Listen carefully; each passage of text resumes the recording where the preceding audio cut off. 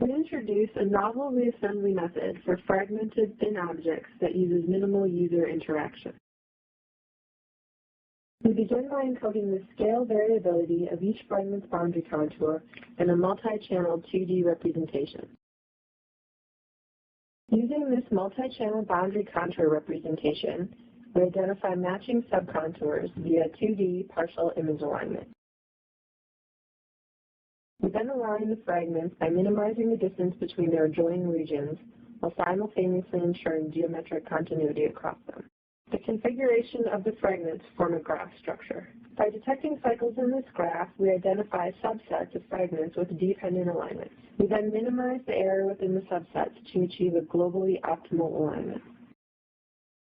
This process of contour matching, pairwise alignment, and context integration is repeated until the reassembly is complete.